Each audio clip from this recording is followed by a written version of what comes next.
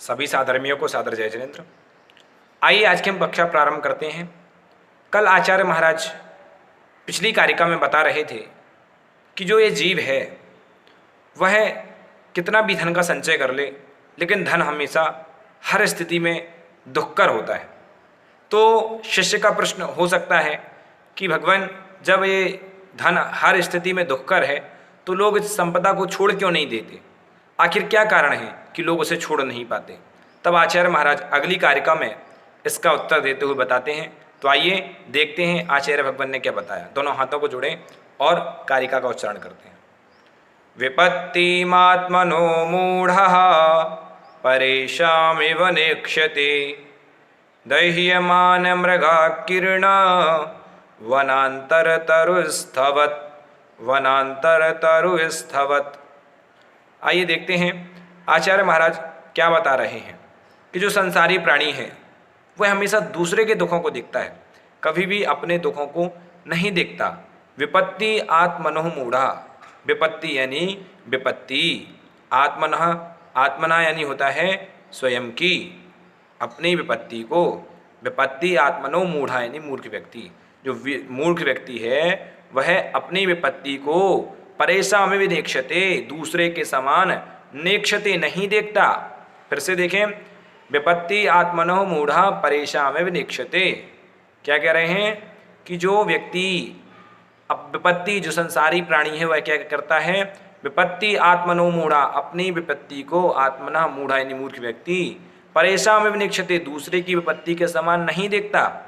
दूसरे को जो विपत्ति है, रोग शोक दुख पीड़ा जो दूसरों को होता है वह देखता तो है, लेकिन उसको ये भान नहीं होता कि ये विपत्तियां मेरे पास भी आने वाली हैं। इतना मूर्ख प्राणी स्वयं बन जाता है और दूसरे की विपत्ति को देख करके भी सचेत नहीं होता। तो विपत्ति मात्मनो मूढ़ा परेशान विनेक्षते। और आगे उदाहरण के माध्यम से आचार्य भगवान कह रहे हैं कि दह्यमान मृगाकीर्ण, दह्यमान यानी कि जलता हुआ, दह्यमान मृगाकीर्ण, दह्यमान यानी कि जलता हुआ, मृगाकीर्ण यानी कि जानवरों से भरा हुआ। फिर वनांतर, वन के अंदर, तरु स्तवत, तरु यानी तरु में, वृक्ष में, स्तवत यानी मनुष्य की तरह। जो व्यक्ति जंगल में लगी आग में वृक्ष के ऊपर बैठा हो और देख रहा है कि यहाँ वहाँ चारों ओर जो लोग हैं, जीव जंतु हैं, वो सभी परेशान हो रहे हैं, तो भी वह अपने आप को सुखी मान रहा है कि मैं वृक्ष में हूँ। उसको ये पता नहीं है कि तू उसी जंगल में है जिस जंगल में आग लगी है, और जब सब पशु जलेंगे तो तुम्हारे पास भी वो विपत्ति आने वाली है। तो वह मूर्ख प्राणी उसी के समान ये हम संसारी प्राणी हैं कि हम दूसरे की विपत्ति को देख करके भी अपनी विपत्ति का अंदाज़ा नहीं लगा पाते कि हमें भी एक दुख होने वाले हैं। तो फिर से देखें, विपत्ति आत्मनो मूढ़ा, विपत्ति यानी विपत्ति, आत्मनो यानी स्वयं की अपनी विपत्ति को, मूढ़ा यानी मूर्ख व्यक्ति, परेशान में दूसरे के समान नेक्षते नहीं देखता। जिस प्रकार दह्यमान मृगाकीर्ण, दह्यमान यानी अग्नि से जलते हुए, मृगाकीर्ण मृगों का समूह, मृग आदि जानवरों के समूह जो है वो वनांतर में, तरु स्तवत, तरु यानी तरु में बैठे हुए मनुष्य की तरह, तरु स्तवत, तरु में स्थित मनुष्य की तरह वह मूर्ख प्राणी दूसरे की विपत्ति के समान अपनी विपत्ति को नहीं देखता है। तो कहने का मतलब ये हुआ, पूरी कारिका का अर्थ ये है कि जिस प्रकार मृग आदि जीवों से भरा हुआ, अग्नि से जलता हुआ, वन में वृक्ष में स्थित पुरुष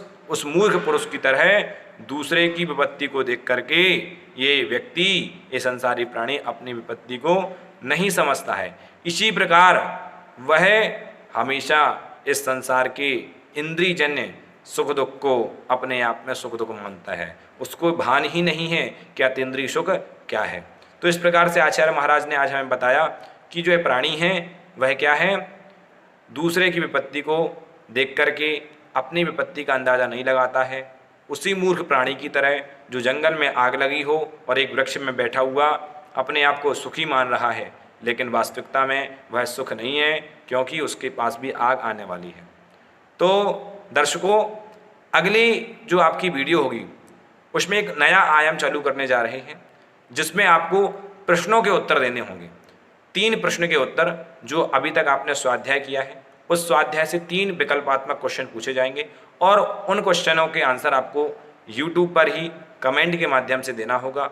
और जो व्यक्ति बिल्कुल सही आंसर देगा, रोज प्रतिदिन जिनागम स्वाध्याय ग्रुप में अपने प्रश्नों के उत्तर भेजेगा, उसको हम घोषित करेंगे जिनागम जैन आइकन। तो हो जाइए आप भी तैयार, अपनों को जोड़िए, अपने को जोड़िए और लॉकडाउन का पालन करिए, स्वस्थ रहिए और स्वाध्याय में लगे रहिए, प्रश्नों के आंसर देते रहिए और जैन आइकन बनने का, जिनागम जैन आइकन बनने का सुनहरा अवसर प्राप्त करें। सभी लोगों को